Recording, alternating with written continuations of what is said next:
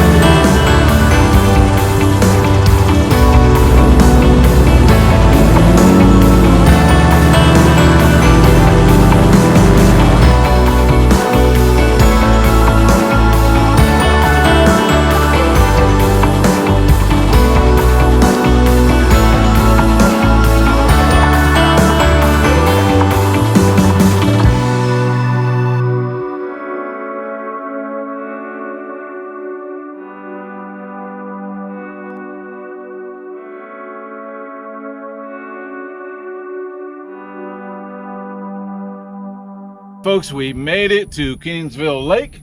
It's right behind us. I'm gonna ask Jerry to give us a little background about the lake, tell us how to navigate the lake so you don't run into trouble, and give us a few fishing pointers. Now, we've done this something like this in the past, but we have a number of new subscribers, a number of new viewers, and for the benefit of old viewers and new viewers, this is a good review and overview of the lake once again. So with that said, over to Captain Gerry. All right, folks. So if you decide... wait, Gerry, I'm going to jump on the camera so we can get a couple of nice shots from the lake. Be right back. There you go. So folks, if you come to Kenansville Lake, you do it by bass boat, john boat, kayak, airboat. There's a couple different places that you can run and where you can and can't run and what type of boat that you're in. If you're going to be in here in a bass boat, the first thing you have to do is you have to come in off of 441 and then you have to come down a 12.5 mile long dirt road, which is all the way down here at the west end of the lake. There's a bass boat ramp down there, and then you have access to the lake there. You can come out right here.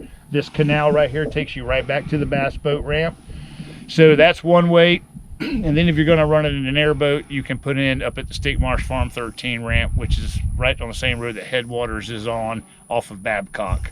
Now, if you're going to be in here in an airboat, you can run anywhere you want to run. There's nothing going to stop you. If you're going to be in here in a bass boat and you've never been in this lake, I advise that you stick to the main canals. This canal here runs all the way back to the west. This canal right here goes all the way down to the south end. You're at the east end of the lake right now, where we are right here. This is the airboat entryway right here. You don't want to be cutting out across the lake if you don't know where you are in here, because this was a cow pasture for many years, and there is a lot of fence posts, a lot of stumps, and other obstacles that are still in the lake that were never removed. There is a center ditch halfway across the property. This lake is 2,500 acres. Halfway across the property, there is a center ditch. So you have that center ditch, you have this ditch, and you have this ditch, and that's the rim of the lake. You can get in these canals in a bass boat, and you can fish artificial topwater frogs, sinkos, chatterbaits, buzzbaits. It doesn't matter what you throw, and you can catch fish in here. This lake does not have very much pressure on it at all, especially since Headwaters open and the dirt road being 12.5 miles long. So if you do decide to come in here, there are great fishing opportunities in this lake, and there are giant bass in this lake. I guide in this lake. I catch a lot of 8, 9s, and 10s out of this lake during the winter months. It's a phenomenal lake to fish. But that's the rundown on it. It was flooded in '97, I believe. It's 2,500 acres. It's all sand bottom. It's only about 9 foot deep, and the deepest part in it's a very shallow lake, and there's potentially any area in the lake is an area for bedding. So there are a ton of big bass in here, bluegill, shellcracker. It's loaded with specks. So I mean, it just has a lot to offer, and as you can see this morning, there's just nobody out here. So with that being said, if you decide to fish it, it's a good lake. It's a good time to fish it during the winter months. The hydrilla is going to start dying out. Some of the places that are topped out here in another couple months, month and a half, you'll be able to get in those areas and get in here and just tear them up, man. It's a good place to be. And that's really about the rundown on the lake. So Gerry, tell us, what's the history behind this lake? What was it before? So this lake belonged to the Knights family. All the way at the west end of the lake, you can see a tree line. That is Knights Ranch. That is a giant ranch. I don't know how many thousands of acres it is, but at one time they raised their cattle here in this pasture. And then, you know, just like a lot of ranchers and farmers do in this area, after so many years of owning a piece of property, they'll sell it to the state. St. John's, something like that. And they usually come in, leave it closed for a while, flood it. Sometimes they'll stock it, make a fishery out of it, and then they'll open it up to the public. And that's what they did here in Kenansville. I've been fishing, I'm 49 years old. I've been fishing in this lake since I was probably about 22 years old, 23 years old. And I was catching, it had only been open 2 or 3 years at that time, and I was catching 6 and 7 pounders in here then. And we weren't even bass fishing for them. We were bluegill fishing and catching them on crickets.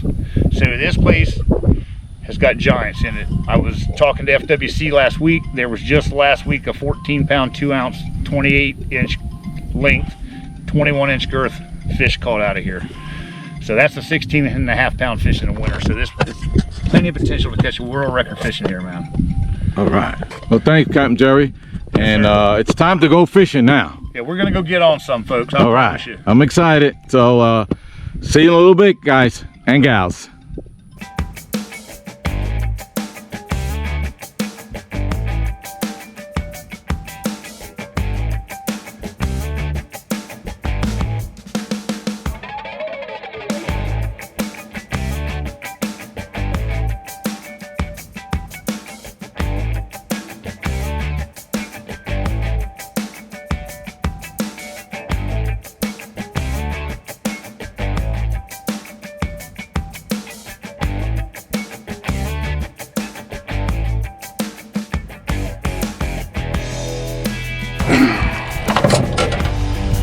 All right. Kenansville.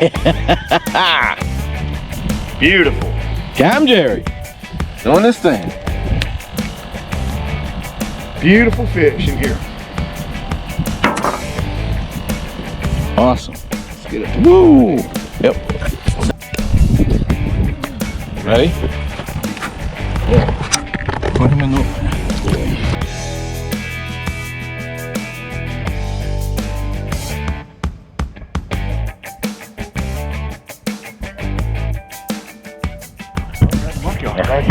All right, now reel it up fast. Hold on, he just had it under. Did he?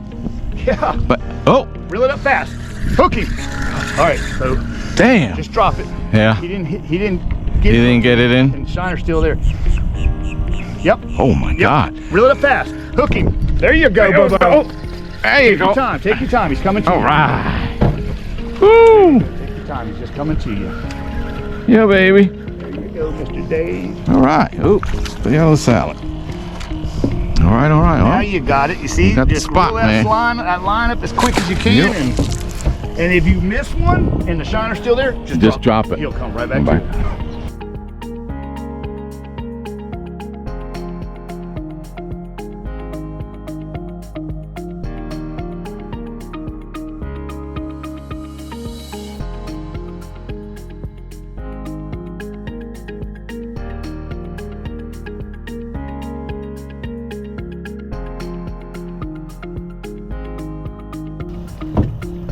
That's a good one. All right. There you go. That's a good one too, dude. All right. I got it. That's a big fish. I think he is. Ooh. Shiner fishing in Kenansville.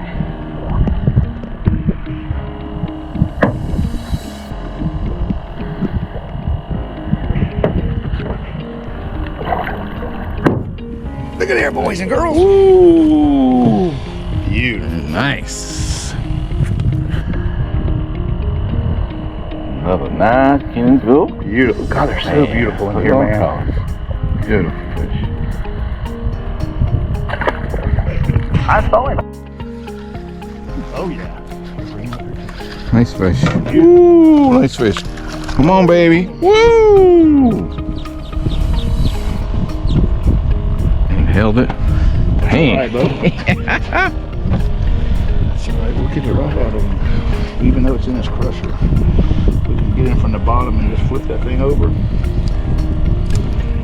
Just like so. Man. It's a picture. Get this guy out there. Yeah, oh. Now he knows he's hooked. Yeah. Now, quick. All right. Right there. Okay. Oh, come on, baby.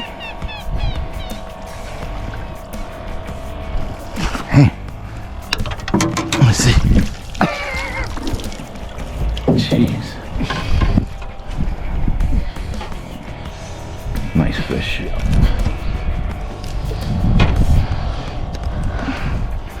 Beautiful fish. Boy, they're so their genetics, man. They're so pretty. You know?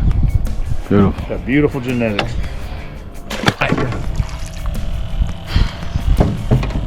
Let's get you back in the pool.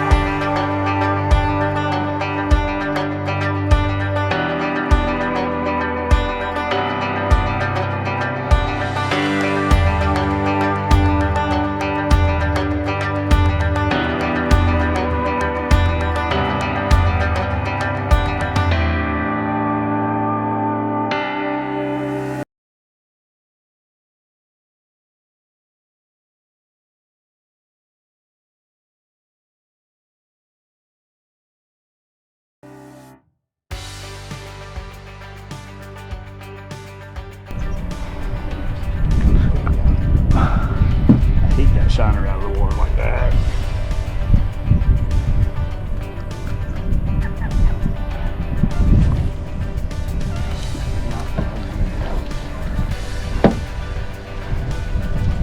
I want you way up in there. Yeah. I don't want you right in there. Woo. Scared me. You scared me. Startled. Looking fish. They're so beautiful. Now they're beautiful. They're so strong in here. They are. Oh my goodness. The muscle, boy. Now I want you to look at the toad belly on this one. It's been feeding.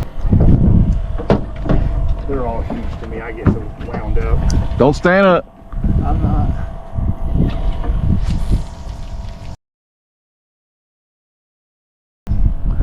See, this one here is going to go right in that ball of hydrilla. Yeah. Just float. Might be fish laying right there around that thing. Probably. It's too thick. Oh, I missed him. Pulled off. Pull free. Damn. That's a big one. That's a 10-pounder. Damn. You missed him. You still alive there, kid? Is he alive? Hell no. Flatliner. Dead as a doornail. Flatliner. Flatliner, kid. Damn, man, that's another big one right there. Is that a bull? Holy smokes, that bull is bigger than this container. The shiner tank. That was a big boy.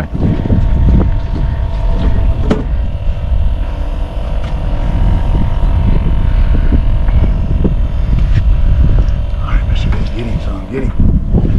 This is what happens every time, and I'm going to tell you what's going to happen today. You're going to get down to about 3 shiners. Yeah, they're going to You're going to catch a giant. You're going to catch a monster right at the end. That's what happens. Oh, there you go. Oh. I'm going to go home. Oh, back again. There you go. There you go. Thank God. I was like, I'm done with this. Talk about Dave, I can't set a hook either.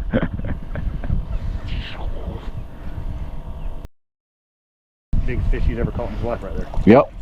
Probably not even that big. Yeah, that's it. That's a monster. That one makes the Yeah, that's a nice. in town. That'd be very happy.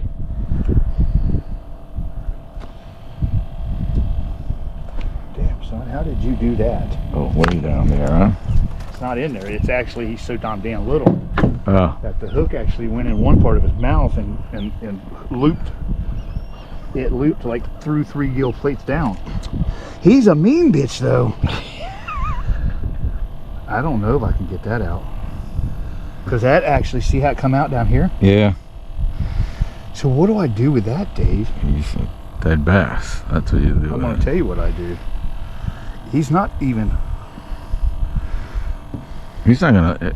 That thing's wrapped right around the gill. Here's what we're going to do, man. Pull this line for me, bud. Pull this line for me. I'm going to cut this thing off. And I'm going to try to pull this hook. Yeah, let's see. Only thing you can do. Maybe he'll make it. Shit, he will make it. All right. There you go. Now, Nice way. Where's your stuff? Is it gone? Yeah. So it was crazy. He actually pierced himself all the way through. Yeah. Pulled that all the way back through. That was good. Everyone see that? We cut the line. Yeah. Went in the, yeah, I did. Yeah. Went in the backside. Yeah. You just pull it through. That way you ain't got to hurt him. My guys. Well, had a good time with you, man. It's been fun. Always fun.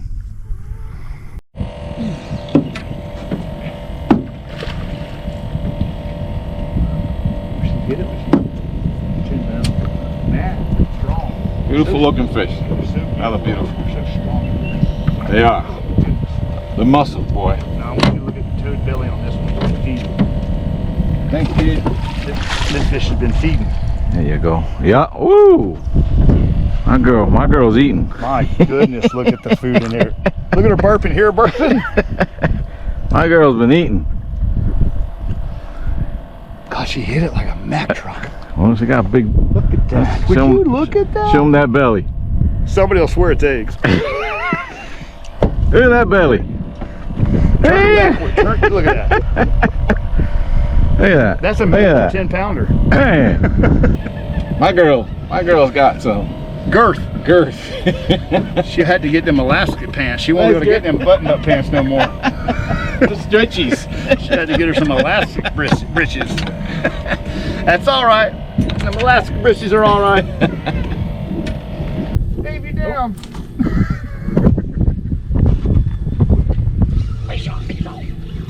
Take your time. Bass today. Dave, you're catching bass today, bud.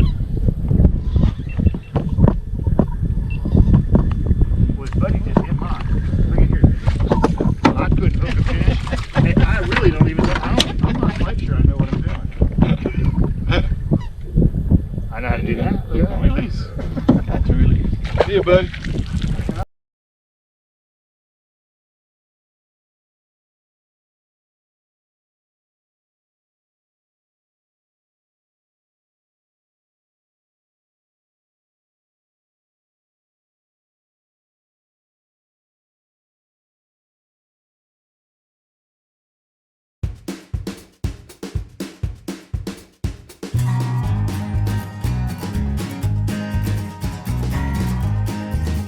All right. Man, we hit them up today. We got him, guys. That was a great experience. Let me tell you, if you want to have a very unique fishing experience, you gotta get on a trip with Capt Gerry on the Airboat. It's different, it's unique. A lot of people have not experienced bass fishing on an airboat, and it's an awesome, and not to mention the fishing was off the hook. Listen, folks, we got into them today. I got multiple places in this lake. I've been fishing this lake for many years. It goes through cycles and it changes a little bit, but for the most part, this time of year they're where they're supposed to be. And we probably, I don't know, in 2 or 3 hours today, probably caught 20 and probably lost another 10, missed 10, all the way up to 5-6 pound class. So I mean, we've got some good footage. These fish are in here. Yeah. What's unique about the Airboat with me is that I don't do any artificialing off of it. It has no trolling motor on it. It is set up to shiner fish. We pull up in this big nasty matted stuff most of the time, and we just fish right off the edge of it or off the side of it, and that's where these big girls live at. So. But yeah, we got into them, man. We had a great day, and I just love this place. Yeah, so I just ran the footage. You should be able to see all the hookups, some of the misses, some of the techniques. Really fun time, and going out with this guy is just a blast. So I enjoyed it, man. I had a good time. Good time, for sure. Good time. So that's it, folks. Till the next one, I want to thank Capt Gerry. Thank you, brother. He's part of the Hooked on Headwaters team. He's our contributing captain. So I had an awesome time, man. I appreciate you, man. All right, make sure you book him. Bye.